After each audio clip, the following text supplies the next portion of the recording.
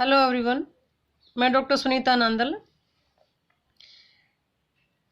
HTET के लिए Hindi level 3 की हिंदी लेकर आई हूँ। जो 2018 का एग्ज़ाम हुआ था उसका पेपर है, उसमें हिंदी का पोर्शन करते हैं हम। आइए देखते हैं।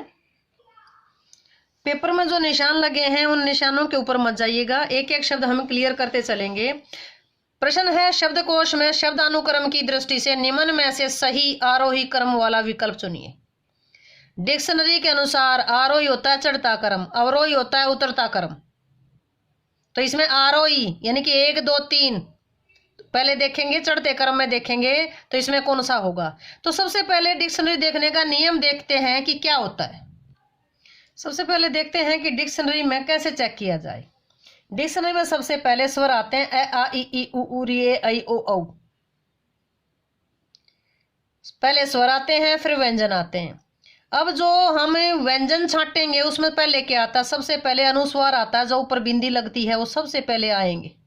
जैसे कम, सबसे पहले अनुस्वार आएगा, उसके बाद विसर्ग आएगी, फिर सही सीधे हाथ पांच शुरू होंगे क का की कु कु के कई को कौ।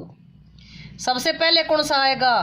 कंग। उसके बाद विसर्ग वाले आएंगे, फिर क का की कु कु के कई को कौ। उसके बाद आएंगे आधे अक्षर, इसी लाइन का, इसी परिवार का। क का परिवार चल रहा है तो क का आधा आएगा, आधा क आएगा। जो हल्का होगा वो ये आएगा। जैसे फिर मान लो कि क ये है, पहले ये आया फिर र आया। आप कहोगे इसमें तो र आधा है, इसमें ध्यान दें आप, क आधा है और ये र पूरा है और इसकी शक्ल ना बिगड़े इसलिए क के पैर में र है। मेरे एक रह के विभिन्न रूप वाली वीडियो है, उसमें सारी चीज क्लियर है। जो चीज ऊपर बैठी है वो अधूरी होती है। जैसे क के ऊपर कर्म है तो ऊपर जो रह है ये आधा है, ये टूटा हुआ है, यानी इसकी पद्दी बैठा है। पद्दी कौन बैठेगा? जिससे खुद ना चला जा। तो ऊपर है वो आधा है, नीचे कहीं भी लगेगा ये रह लगेगा, तो ये पूरा होगा। तो इसमें र पूरा है, ये र, ये लगा र, ये आ गया ल, ये व। पहले ये आता है डिक्शनरी में, जैसे हम पहले सीखते हैं य र ल व। उसके बाद संयुक्त। आप कहेंगे जो अक्षय है ये तो दो जैसा लग रहा है, किससे बना है? ये क से और षटकोण वाले श से बना है, ये लास्ट में आएगा। संयुक्त वर्ण लास्ट में आएंगे। सबसे पहले क्या आता है? कंग क का की कु के कई को कऊ, फिर आधे आएंगे, उसके बाद संयुक्त आएंगे। डिक्शनरी सीखने का तरीका यही है, डिक्शनरी देखने का तरीका। तो क्वेश्चन इसमें शब्दकोश के अनुसार लगाओ। देखो इसमें है जो कलिष्ट है, सबसे पहले क आधा, क आधा इसमें भी है, इसमें भी है, इसमें भी है, इसमें भी है। ठीक है। क के बाद इसमें र आया है, क के बाद इसमें र आया है, लेकिन इसमें षटकोण वाला आ गया, इसमें ल आ गया और इसमें ल आ गया। तो बचा कौन सा? यानी कि इसमें र आया है, यह र आया है। देखो इसमें तो क्षय तो लास्ट में आता है, इसलिए ये तो गया। इसमें क के बाद ल आया, इसमें क के बाद ल आया है। डिक्शनरी में क्या क्या होना चाहिए? यानी कि यह र ल व, ये पहले र आए फिर ल आए फिर ल आए, ये लास्ट में आ गया। समझ आया? पहले यह र ल व आने चाहिए ना भाई, यह तो इनमें है नहीं कहीं। तो डिक्शनरी उसके अनुसार, शब्दकोश के अनुसार देखेंगे। र आए ल आए, इसमें ल पहले आ गया तो ये गया, इसमें ल पहले आ गया ये गया, ये पहले ही चला गया, तो संयुक्त तो बिल्कुल लास्ट में आते हैं। तो बच्चा कौन सा? ये थर्ड इसका ऑप्शन होगा। अगला है प्रत्यय की दृष्टि से असंगत विकल्प चुनिए। निपुण जमाए नैपुण्य, ईश्वर जमाए ऐश्वर्य, भगिनी जमा विशिष्ट जमा ये वैशिष्ट है, लेकिन भगिनी जमा ये भागिन्य, ये गलत है। तो उत्तर कौन सा हुआ इसका? थर्ड। समास की दृष्टि से कौन सा विकल्प असंगत है? समास की दृष्टि से कौन सा विकल्प असंगत है? पंत द्वारा प्रणीत, प्रणीत का मतलब रचा गया, पंत द्वारा प्रणीत, पंत प्रणीत, ठीक है। वह जो चक्षु से श्रवण करे, भाई आंखों से श्रवण करे, चक्षु श्रवा।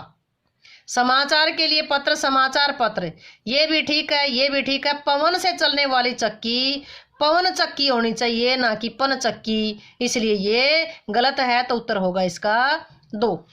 अगला है वर्ण विचार की दृष्टि से असंगत विकल्प चुनिए। वर्ण विचार की दृष्टि से जो गलत है, असंगत जो गलत है वो विकल्प चुनिए। एक ही स्थान से उच्चरित, भाई एक ही स्थान से उच्चरित, एक ही जगह से उच्चारण किए गए हैं दो सवर्णों। सवर्ण कौन से हो गए? मान लो कि ए जमा में आ जाए, ये एक जैसे हो कि योग से निर्मित स्वर उत्पत्ति के आधार पर दीर्घ स्वर कहलाते हैं। अपने संधि में पढ़ा होगा दीर्घ स्वर कौन से हैं? एक जैसे हो, जो आ हो, चाहे ए हो, चाहे ई हो, मतलब एक ही परिवार के हो, तो इसका मतलब ये सही है। जबकि भिन्न भिन्न स्थानों से उच्चरित दो विजातीय स्वरों के योग से निर्मित संयुक्त स्वर कहलाते हैं। यह ऑप्शन है ठीक है। अनुस्वार व्यंजनों की प्रकृति है, जबकि अनुस्वार जबकि अनुनासिक स्वरों की प्रकृति है। ये बात भी ठीक है। अनुस्वार व्यंजनों की प्रकृति, अनुस्वार व्यंजनों की प्रकृति है, जबकि अनुनासिक क्या है? ये स्वरों की प्रकृति है। अनुस्वार क्या होता है? बिंदी। अनुनासिक क्या होता है? चांद बिंदु।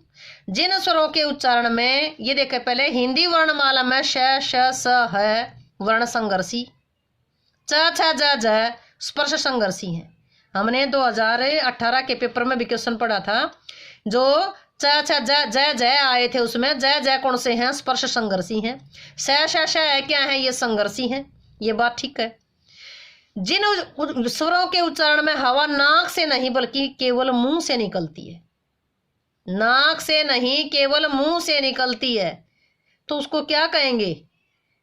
उन्हें सानुनासिक। सानुनासिक क्या होता है? जिसमें नाक और मुंह दोनों से निकलती है।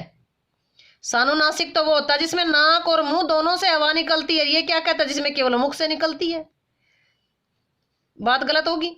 जबकि जिन स्वरों के उच्चारण में वायु मुख के साथ साथ नासिका से भी निकलती है, उन्हें निर्नुनासिक स्वर कहा जाता है। निर्नुनासिक क्या होता है? जो बिना नाक के मुंह से निकले, बिना नाक के मुंह से हवा निकले। उल्टा दे दिया, नासिका से नहीं निकल, मुंह के साथ साथ, मुंह के साथ साथ नहीं निकलती, मुंह के बिना, यानी कि बिना नाक के केवल मुंह से निकलती है, निर्नुनासिक होते हैं। जैसे अ आ ई, निर्नुनासिक कौन से? अ आ ई। इसलिए इसका आंसर थर्ड होगा। ऑप्शन ये गलत है, हमने गलत ही छांटना था, संगत ही छांटना था। विशेषण पदों के विकारक तत्व लिखिए। विकारक होते हैं जो बदलाव ला दें, उसमें चेंज कर दें। कौन कौन से होते हैं? लिंग और वचन। भाई लिंग वचन तो होते हैं, लेकिन और भी होते हैं। लिंग वचन, लिंग और कारक, इसके साथ और भी होते हैं। काल वाच्य पुरुष, काल और पुरुष ये नहीं, यानी कि ये तो होते हैं, लेकिन और भी कुछ बच गया। मेन जो होते हैं लिंग वचन और कारक, इनके अनुसार वाक्य में बदलाव आता है, विकार उत्पन्न होते हैं। विशेषण पदों के विकारक तत्व हैं जो विशेषण को बदलाव लाते हैं, उसमें लिंग वचन और कारक होते हैं। ऑप्शन है ये ठीक होगा, सेकंड। संधि की दृष्टि से असंगत विकल्प चुनिए। इसमें विश्व जमा मित्र, विश्वामित्र, मुसल जमा धार, मुसलाधार, सत्य जमाना, सत्यानाश। अलग कौन सा हुआ? अलग कौन सा है? विशेष संधि में आया, ये अलग हुआ। तोय जमा धार, तोयाधार, असंगत, गलत। इसमें ये है उत्तर, ऑप्शन इसका एक होगा। निम्न में से किस विकल्प में स्त्रीलिंग वाचक शब्द है? स्त्रीलिंग वाचक जो शब्द है उसका वाक्य बनाकर देख लो। उसके आंसू निकल रहे हैं। वह टेसू का फूल है, रतालू लेकर आया है, यानी वह रतालू, उसके पास रतालू है। वाक्य बनाकर देखो। वह ससुराल, यानी कि उसकी ससुराल अच्छी है, तो वाक्य जोड़िए। तीनों के तीनों, आंसू, टेसू, रतालू, ये पुल्लिंग में आते हैं। ससुराल, उसकी ससुराल अच्छी है, स्त्रीलिंग आई है। कमरे में कोई हंस रहा, वाक्य में सर्वनाम बताइए। सर्वनाम का कितने भेद होते हैं? 6 भेद होते हैं। पुनि अस्परनी, पुनि पुरुषवाचक, नि निश्चयवाचक, ऐसे अनिश्चयवाचक, से संबंधवाचक, पै से प्रश्नवाचक, नि से निजवाचक। पुनि अस्परनी सर्वनाम के भेद है। तो सर्वनाम के भेद है, निश्चयवाचक भी है, अनिश्चयवाचक भी, प्रश्नवाचक भी है, और सर्वनाम के भेद पुरुषवाचक भी है। तो कोई हंस रहा है, कोई का मतलब निश्चित नहीं है। निश्चित नहीं है तो कौन सा हुआ? निश्चय होता तो वह हंस रहा है तो निश्चय हो जाता। लेकिन यहाँ कोई पूछा, कोई हंस रहा है तो निश्चित नहीं है। निश्चित नहीं है का मतलब अनिश्चयवाचक है। प्रश्नवाचक में प्रश्नवाचक चिन्ह आएगा। पुरुषवाचक में मैं तुम आएंगे, मैं तुम हम आएंगे। पुरुषवाचक में यानी कि और निश्चयवाचक में यह वह आएगा जो चीज़ निश्चित हो, अनिश्चय में कोई कुछ आएगा। अगला, हम सफर अगर एक दूसरे को समझ लें, वाक्य को, प्रश्न को ध्यान से पढ़िए।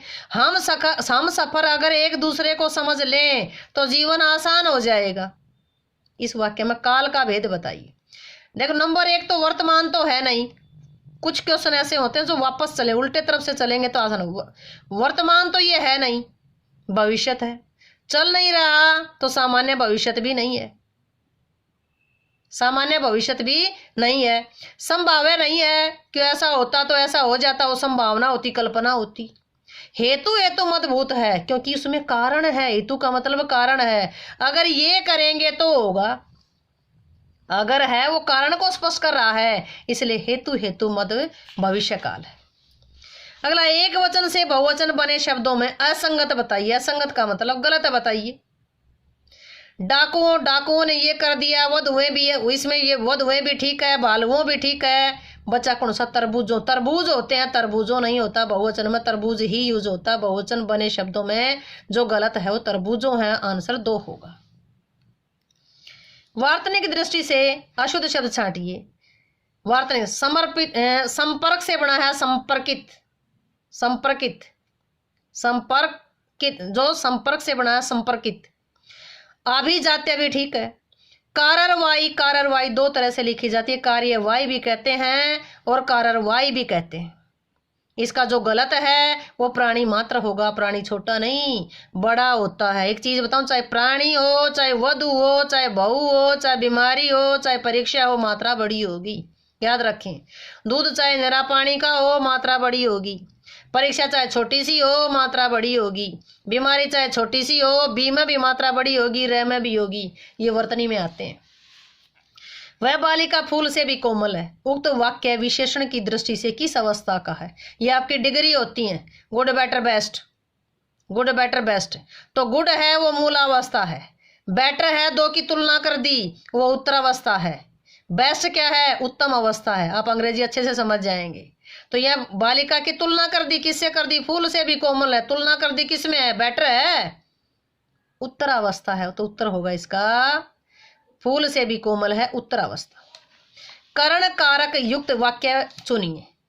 थोड़ा सा ध्यान देने की जरूरत है। देखो, वे सिनेमा गए, सिनेमा को गए कट गया, नहीं है।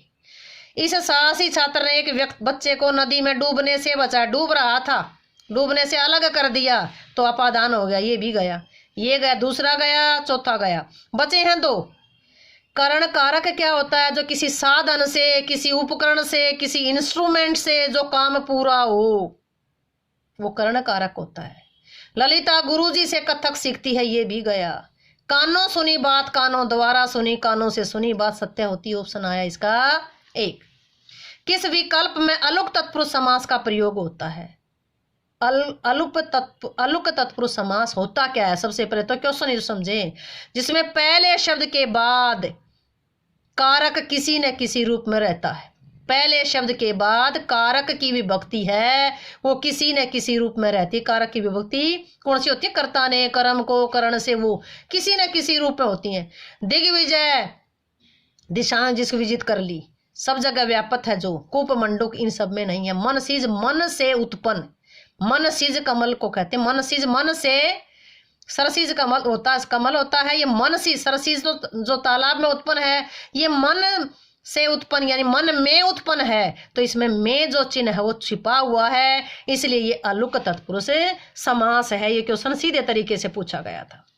किस शब्द में वर्णागम व्यंजन संधि का प्रयोग नहीं हुआ? वर्णागम जहां वर्ण आए, देखो आप देखेंगे, इसमें भी च आया, इसमें भी च आया, इसमें भी च आया, आप कहेंगे इसमें भी च आया। समझिए, श्री जमा छाया, श्री छाया, च बीच में फ्री का आया।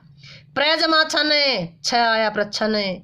मातृ जमा छाया, मातृ छाया, तीनों में फ्री का च आया। लेकिन ये होता मृक्ष जमा कटिक, ये मृ जमा छकटिक नहीं है, मृक्ष जमा कटिक। इसमें बीच में कोई भी फ्री का छ नहीं आया, यानी कोई भी वर्ण नहीं आया, इसलिए इसका उत्तर ये हुआ। उम्मीद है कि वीडियो आपको अच्छे से समझ आई होगी। समझ आई है तो वीडियो को लाइक करें, शेयर करें, चैनल को सब्सक्राइब करना ना भूलें।